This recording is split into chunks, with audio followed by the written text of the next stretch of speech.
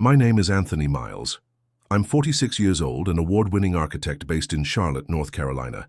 My firm, Miles & Co., is known for pushing boundaries in sustainable design: glass towers with solar skins, offices with vertical gardens, luxury condos with floor plans that bend the rules. My latest project, a skyline-defining centerpiece in uptown Charlotte. 35 stories of steel, glass, and innovation. My legacy. I've always believed in structure, in design, in business, in life. Structure keeps things standing when storms come, and I'd built what I thought was the perfect structure at home, too. My wife, Elise, 43, was my balance, a literature professor with a calm energy that tempered my obsession with detail. We had 2 kids, Savannah, 17, and Jordan, 21, good kids, smart, ambitious, a family I thought was built to last, but no structure, no matter how carefully designed, is immune to hidden fractures. It started small, as always. A forgotten birthday dinner, a sudden interest in yoga retreats, a new phone passcode Elise claimed was just for security.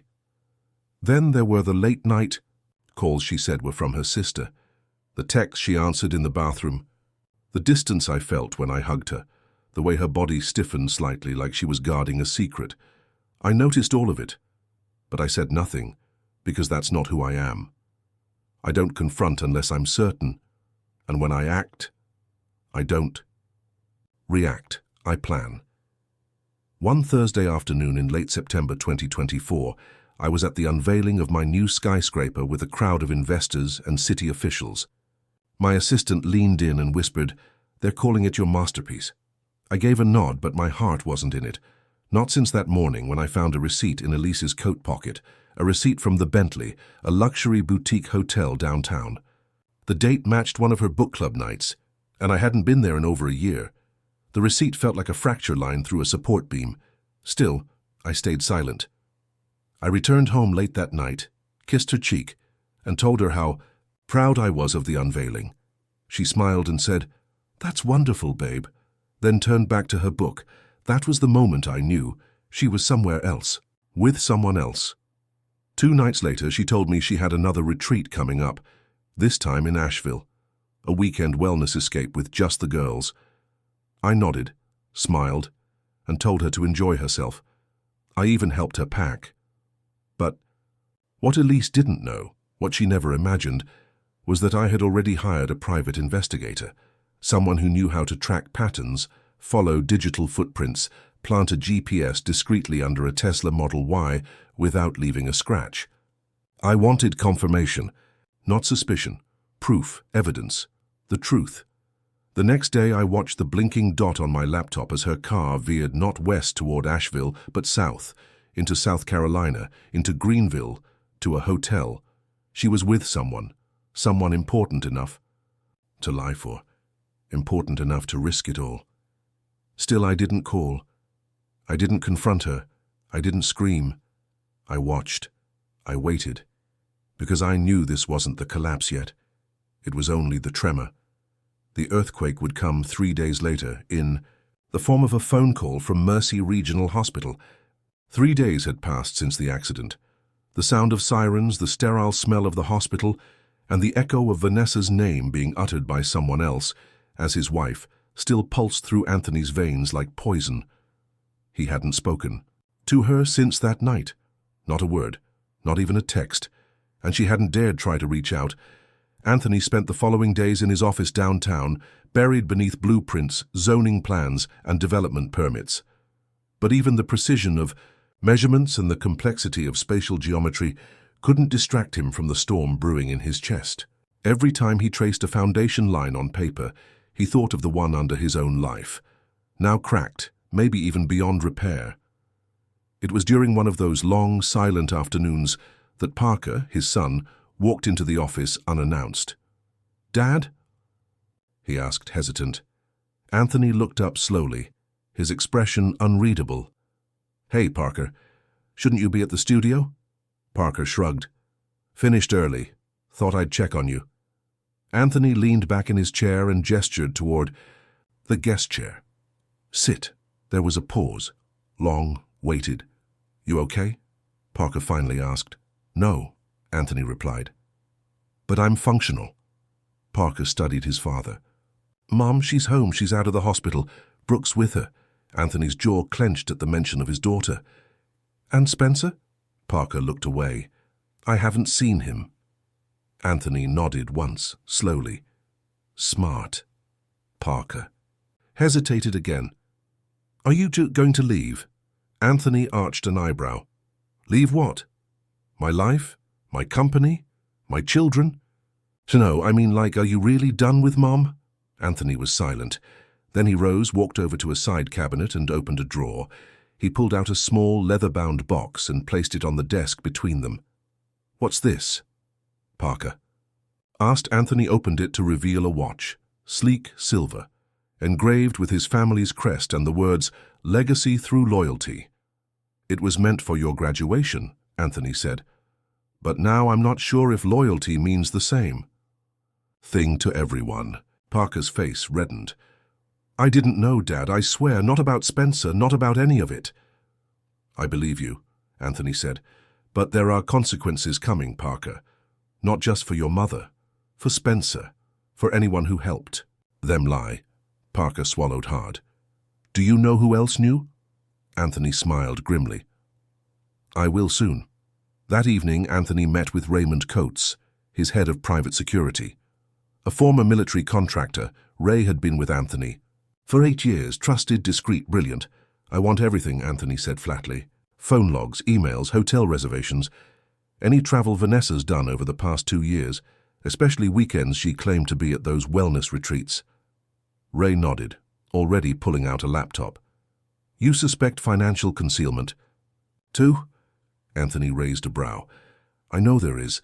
I designed our household budget down to the decimal. It didn't take long. By the end of the night, Ray had pulled up a spreadsheet. Vanessa had a private account. She'd been transferring small sums monthly, $2,500 here, $3,200 there, always just under the threshold that would trigger a notice from their joint bank. The transfers began 18 months ago, right around the time her wellness weekends had started. Destination of transfers, Anthony asked. Untraceable offshore so far, but I'm tracking one major payment to a real estate agent in Hilton Head. Closed 2 months ago, paid in full. Hilton Head, Anthony repeated. Ray turned the screen again. The property's in Spencer Davenport's name, but Vanessa's listed as an emergency contact. It's a beachside townhouse, 3 bedrooms. Anthony nodded. It's their escape plan. Ray hesitated. There's more. Spencer's been funneling client contracts through a shell company. I've pulled the filings. Anthony stared at the screen. Years of trust, of professional referrals, of dinners and vacations and shared milestones, now reduced to betrayal in spreadsheet format. I want it all backed up. Legally admissible. I'm going to war, Ray. Ray gave a small nod. What about Brooke? Anthony's eyes softened, but only for a moment. She stays with me. She'll know the truth. And Vanessa? Anthony's jaw set. She chose Spencer. Now she'll learn what it costs to burn the ground you walk on. 3 weeks passed, and Anthony hadn't stepped foot back into the house he once called home. He stayed at a furnished apartment downtown, the kind executives rented for 6-month deals or quiet affairs. Not that he needed the discretion. Vanessa and Spencer had already taken care of destroying his public image as a loyal husband. But what they hadn't calculated was just how long Anthony had been preparing for the inevitable. Every morning, he'd wake at 5 a.m., not because he couldn't sleep, but because sleep was now a luxury he no longer trusted. He'd sit at the kitchen counter, sipping black coffee and reviewing documents from his legal team, his security expert, and a forensic accountant he had hired just days after discovering the Hilton Head property. The betrayal wasn't just personal, it was financial, emotional, reputational. They didn't just break vows, they tried to erase his legacy. By the 3rd week, Ray returned with a flash drive. He placed it on Anthony's desk like it weighed 50 pounds. You're not going to like this, Ray said. Anthony didn't flinch. I haven't liked much for the last month. Show me. Ray pulled up the footage, security camera clips from Vanessa's recent retreats. She hadn't gone alone. She'd been meeting Spencer not just in Hilton Head, but in Aspen, New York and Atlanta. Sometimes they stayed for weekends, other times for just an hour. In each clip they were close, intimate, like a couple rehearsing the script of a new life without the husband, the kids, the lies they left behind. One clip made Anthony stop breathing. Vanessa and Spencer in a suite at the Whitmore, a luxury hotel downtown Charlotte. The date on the footage? The night of Brooks High School scholarship banquet. The night Vanessa had told him she was on call for an emergency with her friend Melanie.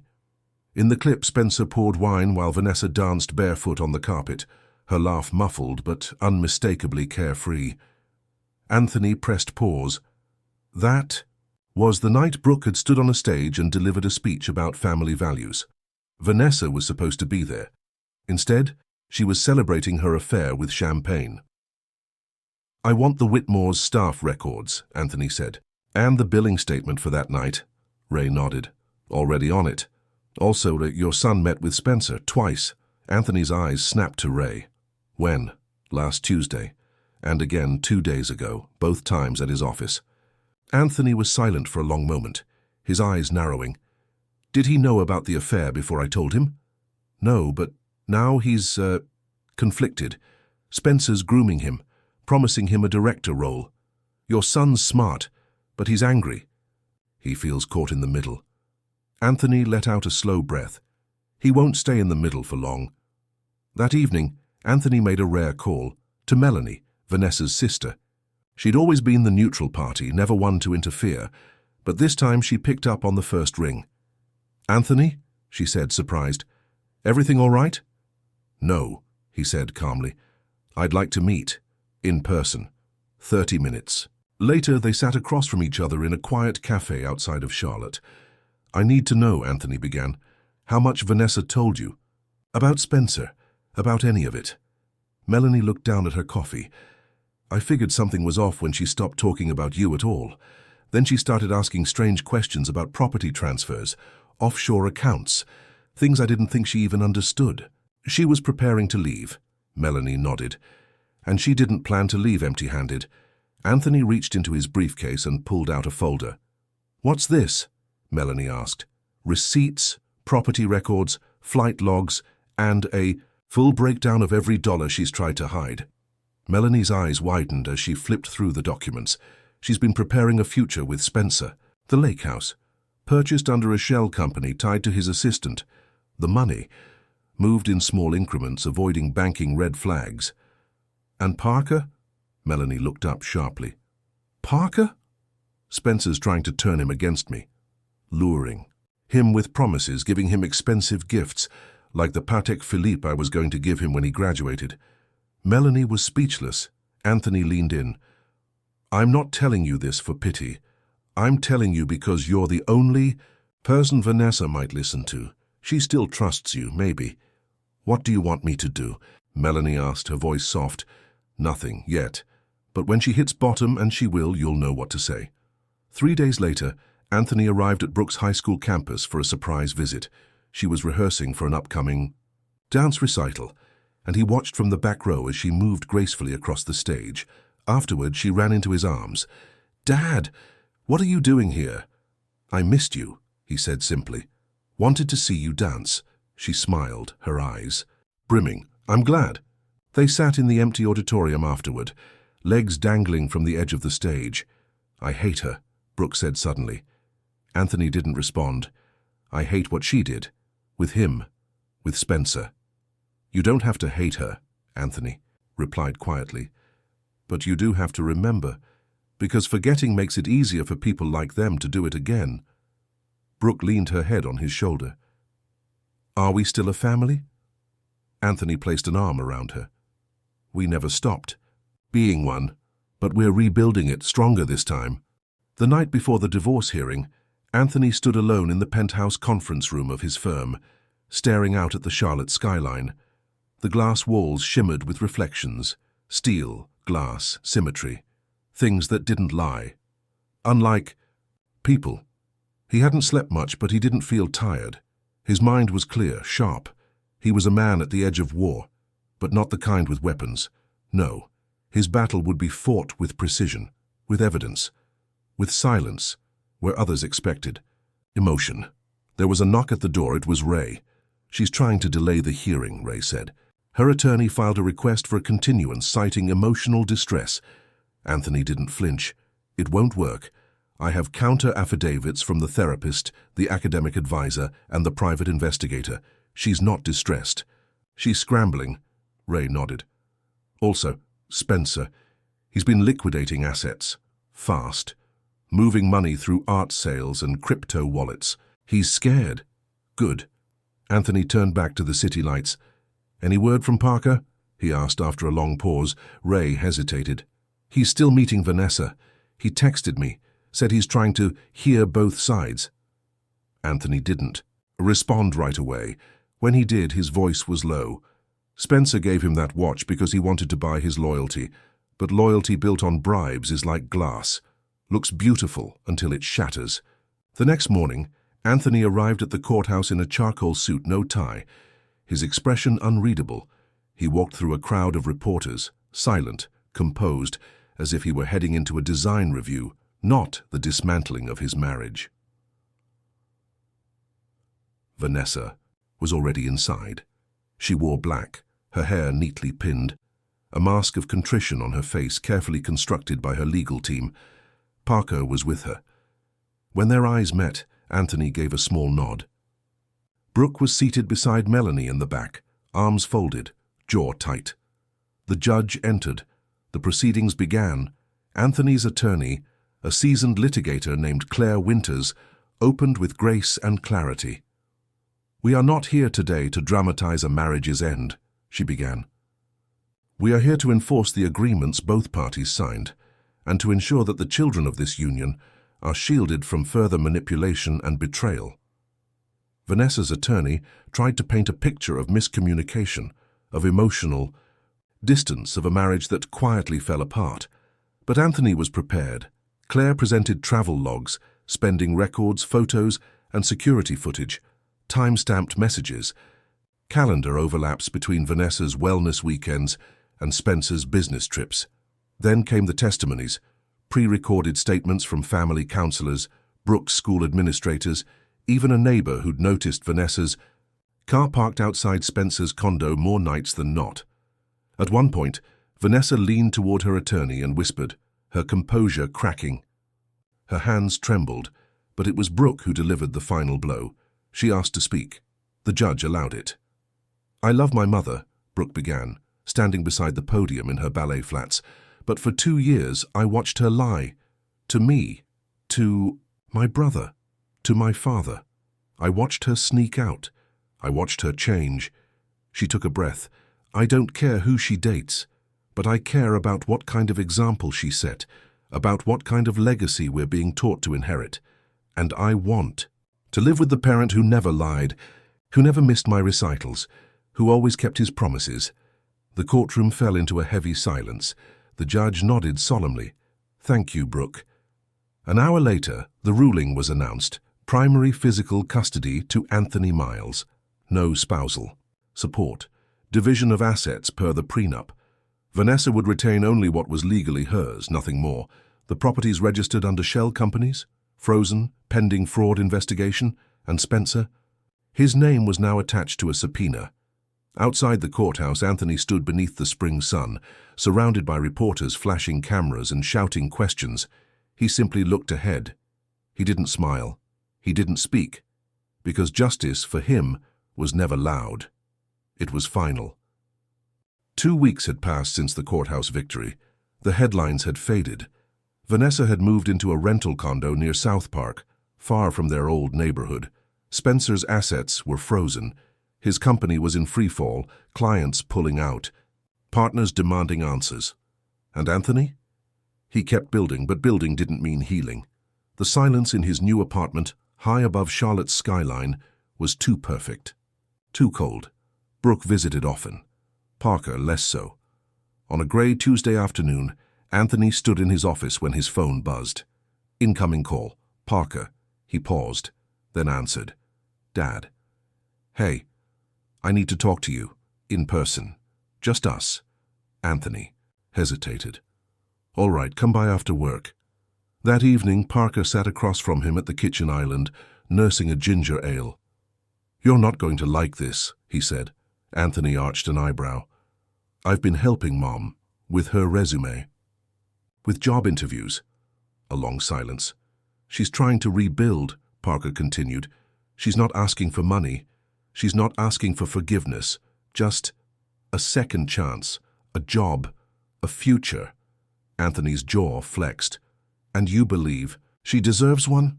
Parker met his gaze. "I believe people can grow, that they can regret and repair."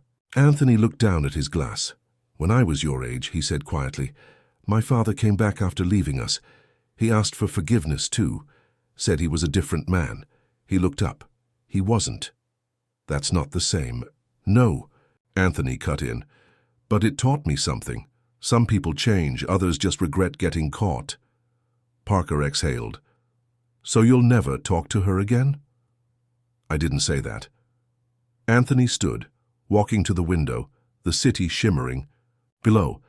I'll never trust her again, but I can allow her to earn my respect from a distance," he turned. "That's the best I can offer." The next day, Anthony met with Ray in a quiet lounge downtown. "She's applied for a position at the Charlotte Museum of Design," Ray said, "under a different last name. No media attention." "And?" "She's qualified. Her portfolio's solid. She's teaching some online courses already." Anthony nodded slowly. "Let it be." Ray blinked. "You sure?" "I don't need her ruined," Anthony replied. "Just removed." A week later, Anthony received a letter. Handwritten, no return address. It was from Vanessa. "Anthony, I won't ask you to read this, but if you are, know this. I am not writing to ask for anything. Not custody, not money, not even forgiveness. I'm simply sorry. Not in the way people say when they get caught. I'm sorry for every lie, every cowardly silence, every moment I looked at you and still betrayed you. I wasn't ready to be the kind of partner you deserved. I thought I was missing something in life. I didn't realize until too late that it was me. I was the broken thing. You gave me everything, loyalty, a home, children, safety, and I shattered it. I hope someday Brooke forgives me. I hope Parker sees that I'm trying, but for you I know there is no space left. That's okay. You were always stronger than me." Vanessa, Anthony read it once. Then he folded it, placed it in a drawer, and didn't touch it again. Anthony's life had always been defined by control, by design, by precision. But something was shifting. For the first time in months, he didn't wake with a clenched jaw. His morning run didn't feel like an escape. It felt like breathing. It had been a year since the hospital, a year since his world had cracked open. Now he was rebuilding, but not from revenge. From resolve. That morning Brooke called. "Dad, I'm here. I just got my acceptance letter, MIT, full ride." Anthony closed his eyes, exhaling slowly. "You earned it." "I want to go," she said softly. "But I don't want to leave you behind." Anthony smiled. "Then take me with you, in your conviction, in your brilliance." There was a pause. "I love you, Dad. I love you more." That night, Anthony met Ray at a late-night jazz club in Southend. The music was warm, mellow, the kind of sound that let thoughts breathe. "I figured you'd be here," Ray said, sliding into the booth. "I needed to hear something human," Anthony replied. "Something imperfect." Ray ordered bourbon. "So, it's over?" Anthony nodded. "The lawsuits are settled. Spencer's facing prison. Vanessa has a job, a quiet life. Brooke's heading to MIT. Parker's finishing his internship in San Diego." Ray raised an eyebrow. "And you?" "I'm starting something new," Anthony said. "A mentorship program for students from broken homes, those who never had a structure to lean on." Ray smiled. "That sounds like you." "No," Anthony said. "It sounds like who I've become." Weeks passed. Fall came to Charlotte. Leaves painted the skyline in amber and red. Anthony began teaching part-time at the local university, architecture and ethics. A new course, a new chapter. One afternoon, as he dismissed his class, he noticed a familiar face waiting by the door. Parker. "Hey, Dad." Anthony set his briefcase down. "I wasn't expecting you. I know, Parker said. I came back early, just for the weekend. Thought maybe you'd want to have dinner. Anthony nodded slowly. I would. They sat at a small Italian bistro far from downtown. No press, no attention. Just pasta and real talk. I spoke with Mom, Parker said, twirling spaghetti on his fork. She's quieter now, humble. Anthony said nothing. She knows there's no going back, but she hopes one day she can sit at a table with all of us again, even if it's just as a guest. Anthony looked at his son. I can't promise. Her that. I know, Parker replied. But can you promise us that you won't let the past define every future moment?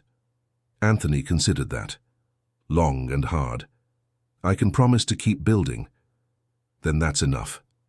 That night, back in his apartment, Anthony sat on his balcony.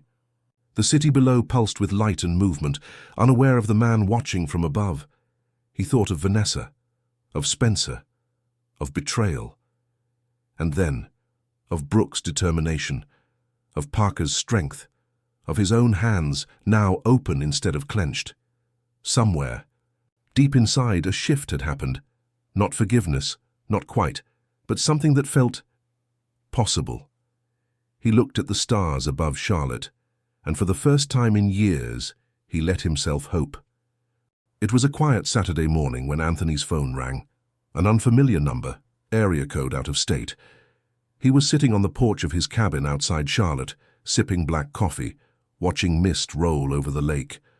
The world felt still, settled, like the earth had finally stopped spinning just enough for him to breathe, but the voice on the other end jolted him fully awake. Mr. Miles, this is Officer Riley with the San Mateo County Sheriff's Department. Are you the emergency? Contact for a Ms. Vanessa Carter. Anthony stood up, coffee forgotten. Yes, what happened? She's safe, but she's been in a car accident. Minor injuries, but the circumstances were complicated. I'm going to need you to come down or at least speak with us directly. She requested you. Anthony hadn't seen or spoken to Vanessa for months. After Brooke's recovery and their carefully constructed co-parenting routine, they'd fallen into a comfortable silence. Texts about college bills, school updates, logistics. Not life. So why now? What hospital is she at? He asked, already walking toward his car. Sequoia Hospital. She's stable, but you may want to speak with the attending physician when you arrive. The flight to California was uneventful. Anthony had enough airline miles to book same day, and he used the silence of the plane to steel himself. He wasn't sure what to expect. By the time he walked into the beige hallways of Sequoia's emergency wing, the late afternoon light was bleeding orange through the blinds. A nurse directed him to room 204. Vanessa lay in the hospital bed, hooked to an IV, bruises along her collarbone and temple. She looked smaller than he remembered, older. The sharpness in her cheekbones was still there, but it had dulled. She looked up and whispered, "You came." "You asked?" Anthony replied. He stood for a moment, unsure whether to approach. Then, quietly, he pulled up the visitor's chair. What happened? Brake line failed. They said it might have been tampered. With Anthony's brows furrowed. Tampered, she nodded, wincing. I was heading to a conference at Stanford, Highway 280. I swerved, hit a guardrail. They're checking the car now. He studied her face. There was something else. Who would want to hurt you? I don't know, she said too quickly. Anthony didn't press. But his gut, the one that had saved him more than once in business and betrayal, was already stirring. Later that evening, a doctor entered to check her vitals. Anthony stepped out into the hallway, only to be intercepted by Officer Riley, a stocky man in his 50s with tired eyes and a detective's sense for uncomfortable truths. She say anything to you? Only about the brakes. Riley nodded. We've seen similar accidents linked to that guy she used to date, Spencer Davenport. You know him? Anthony's jaw clenched. We have history. Thought so, Riley said. Turns out he made bail 6 weeks ago. He's been under house arrest in Sacramento, but some folks say he's been traveling under a fake name. Anthony's stomach dropped. You think he did this? We're not saying that, but if I were you, I'd be careful. People who get desperate make stupid choices. Anthony stayed in a hotel nearby that night. Sleep eluded him. Old ghosts don't knock. They sneak in when you're rebuilding. He stared at the ceiling, thinking about Brooke, what she'd say if she knew, about Parker, who was only just starting to open up again, and about Vanessa, why she would call him, of all people, in a moment of danger. It wasn't guilt. He knew guilt.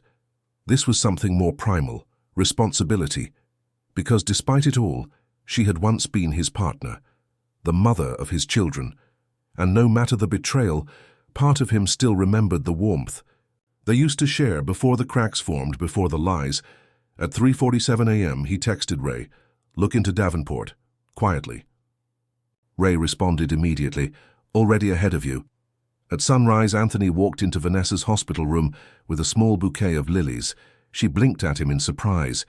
"You brought flowers." "They were cheaper than an apology," he said dryly. She almost laughed, then winced again. "I don't deserve this." "No," Anthony agreed, setting the flowers on the table. "But you still called me. That has to mean something." Vanessa looked away. "I didn't know who else to call." That stung more than it should have. "I'm not here to fix your mistakes," Anthony said quietly, "but I'm not going to let someone else hurt the mother of my children." She nodded slowly. "Thank you." Anthony stood. "I'll be back tomorrow," he said. "And Vanessa?" She looked up. "This time we do things my way." It had been nearly 7 months since the hospital incident, the day Dominic discovered that betrayal cuts deeper when it comes from those you trust most. Since then, his life had become an intricate maze of calculated legal strategies, corporate countermeasures, and personal boundaries. But even the most fortified walls eventually feel pressure, and Dom could sense that time was testing the limits of what he'd built. He stood in the glass-walled conference room of Reeves and Partners, overlooking a panoramic view of downtown Dallas. His company was flourishing, landing high-profile contracts, winning awards for sustainable design, but the satisfaction felt hollow. Behind every blueprint and project milestone, a constant echo whispered reminders of what had been lost. Rye stepped in with a tablet in hand. "The investigator from the DA's office just called. They've officially pressed charges. Spencer's looking at up to 10 years for financial fraud, and Vanessa's name didn't come up in the official documents." Dom barely reacted. Of course it didn't. Spencer's confession shielded her. Think she had any idea he'd do that? She knew enough to stay silent when it mattered. Dom tapped his fingers against the glass, his reflection stern and unreadable. That evening, Dom received a text from Melanie, Vanessa's sister. "Brooks asked to stay with me for a while. She says she needs space, from both of you." He closed the message and sat alone in his dining room, the space once filled with laughter and weekend dinners, now echoing with silence. A bottle of 18-year-old Glenfiddich sat half full beside an untouched glass. He poured slowly, deliberately, as if savoring the process mattered more than the taste. Parker called the next day. "Dad, she's not okay," he said without preamble. "She's withdrawn, barely eats, barely speaks. Brooke's always been strong, but this is breaking her." "I know," Dom replied. "I'm giving her space." "Yeah, she doesn't need space. She needs parents who aren't locked in a Cold War." Dom didn't respond. What could he say? That he still woke in the middle of the night imagining Spencer's hand clasped in Vanessa's. That he could forgive a business betrayal more easily than a personal one. "You told me once that loyalty matters more than anything," Parker said quietly. "But what about when loyalty to your pain outweighs loyalty to your children?" Dom felt the words like a punch to the gut. Later that week, he arranged a meeting, not with lawyers or engineers, but with Melanie. They met at a quiet bistro away from downtown eyes. She arrived wearing worry like a second skin. "She's scared," Melanie said, not bothering with small talk. "Of you. Of what all this is doing to Brooke. You don't have to get back together. God knows we're past that. But can you try being in the same room without freezing the air around you?" "I'm not the one who shattered everything," Dom said, more defensive than he intended. "No," Melanie agreed. "But you're the one teaching your daughter how to handle betrayal. And right now all she sees is punishment without closure." Dom looked away. The next day, Brooke called him. "Dad," she said quietly, "can we have dinner? Just you. Fame and Mom." Dom's breath caught. "Are you sure?" "I'm not," Brooke admitted, "but I need to try." Dom agreed. They met at a neutral place, an Italian restaurant near SMU. The table was quiet at first, tension thick enough to cut with a knife. Vanessa looked tired, older than he remembered, but her eyes still held the sharp intelligence that once drew him in. Brooke took control of the conversation, steering it towards school, dance, future plans. Slowly, the edge dulled, until Vanessa made the mistake of reaching out to touch Dom's hand. He pulled away instinctively. "I'm sorry," she whispered. "For what?" he asked coldly. "The affair, the lies, or hoping this dinner would somehow erase any of it?" Brooke flinched. Vanessa's lip trembled. "For all of it, but mostly for how it's damaged them." Dom took a deep breath. His hands trembled beneath the table, but his voice stayed even. "You don't get to rewrite the narrative now. You made your decisions. But if you truly care about Brooke and Parker, then show it by letting go." They finished dinner in near silence. When Brooke hugged him afterward, she didn't say anything. She didn't have to. That night, Dom returned to his apartment and finally opened the box that had sat unopened in his closet since the divorce, the one holding their old family photos. He didn't cry. He didn't rage. He simply removed the pictures of him and Vanessa and filed them away into a folder labeled Before. Then he started a new folder, After. It had been nearly 10 months since Dominic's world imploded. 10 months since that sterile hospital hallway, since the betrayal that rewrote the definitions of friendship, loyalty, and marriage. And now, at 3:17 p.m. on a rainy Tuesday in Chiwesatisai, late March 2024, he stood at the edge of a courtroom gallery in Dallas County, watching as his ex-best friend Spencer Davenport was sentenced to 6 years in federal prison for corporate fraud, tax evasion, and negligent homicide related to the Houston site accident. The courtroom buzzed with the rustling of papers and low whispers, but Dominic heard none of it. The judge's words were clear, deliberate, and final. Spencer, in a grey suit that no longer fit his thinned frame, didn't look back as he was escorted out by U.S. Marshals. He kept his eyes forward, jaw locked, as if to preserve the last shreds of dignity he had left. Dom didn't gloat. That wasn't his style, but he felt it, a deep, satisfying stillness inside. Justice had landed, and it had landed hard. Outside the courthouse, a local reporter approached Dom. "Mr. Reeves, any comment on today's outcome?" Dom simply replied, "The system worked. That's all I ever wanted." But that wasn't the whole truth. Back in his office later that evening, he sat at his desk, fingers steepled beneath his chin, reviewing a letter that had arrived by certified mail. It was from Vanessa. Not a legal document, not another plea for leniency in visitation schedules. No, this one was handwritten.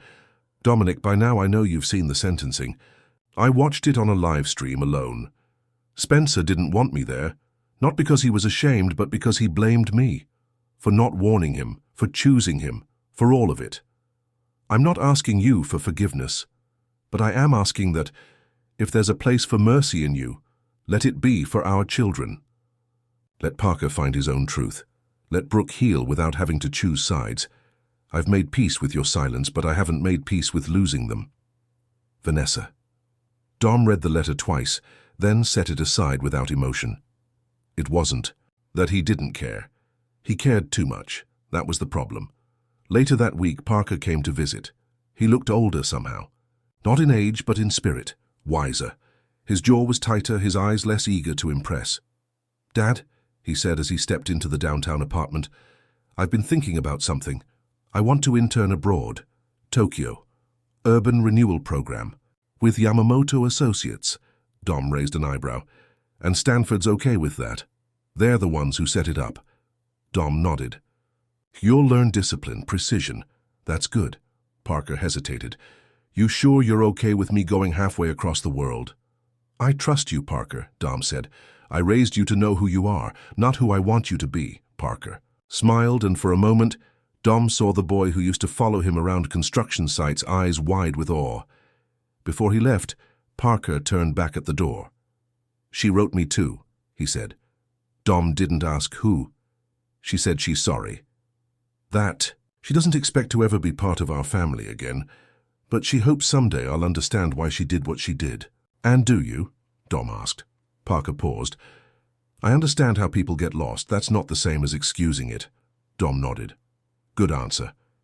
2 days later, Dom visited the construction site of his newest project, an urban library center, a project he'd personally chosen for its symbolism. A place for rebuilding knowledge, rebuilding community, rebuilding legacy. As he reviewed the foundations, his phone buzzed. It was Melanie. "Brooke's on a flight back to Boston, but she asked me to tell you something. She's proud of you."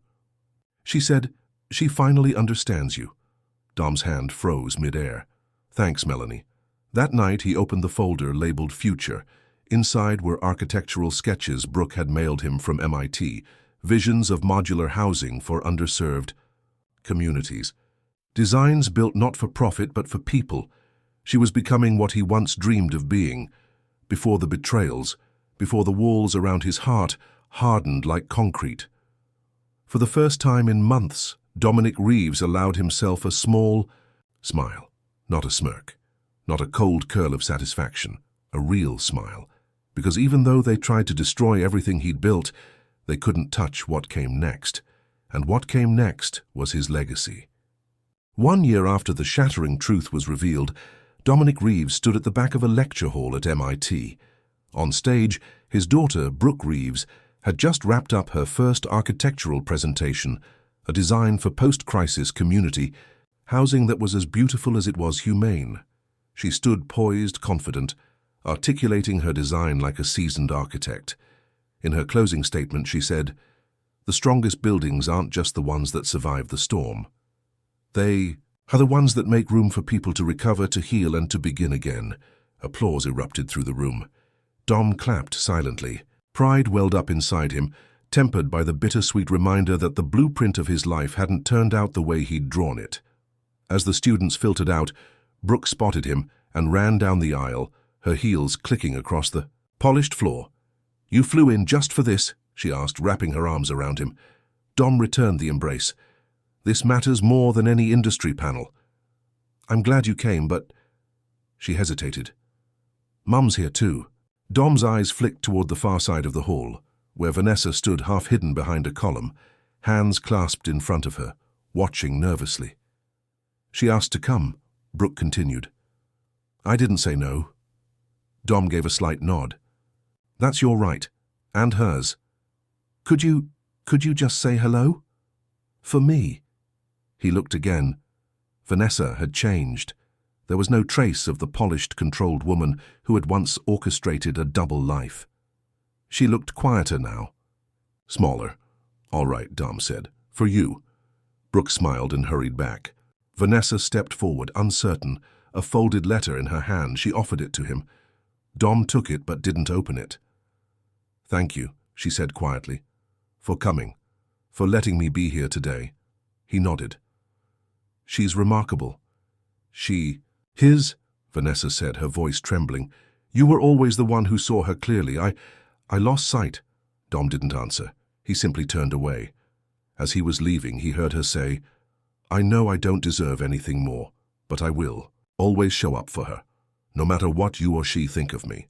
He paused only briefly before replying, "Then prove it. Every time." Weeks passed. Brooke continued her recovery in Boston, and Dom kept his word. He arranged the best care, therapists, a nearby apartment, everything his daughter could need. One evening, Parker called from Tokyo. "Dad," he said, "I'm thinking of shifting my focus, urban architecture for psychological recovery. Spaces that help people process pain. I think I get it now. Not all fractures are weaknesses. Some, when repaired properly, become the strongest part." Dom was silent for a long moment, the corners of his mouth lifting just slightly. "You're starting to understand the work," he said. "Not just the work," Parker replied. "You too." That Sunday, Dom returned to the empty lot outside Dallas, the one he and Brooke had scouted for a future project. Alone, he placed a new sign. In the soil, freshly carved in cedar wood, "The Reeves Center, a home for healing." Not perfect, but honest. He stepped back, letting the breeze run across his face, his hands in his coat pockets. No, Dominic Reeves hadn't forgiven the betrayals, but he had rebuilt. And this time, he wasn't building for revenge. He was building for something stronger, for truth, for love, and for the children who still believed a future could be made from broken pieces.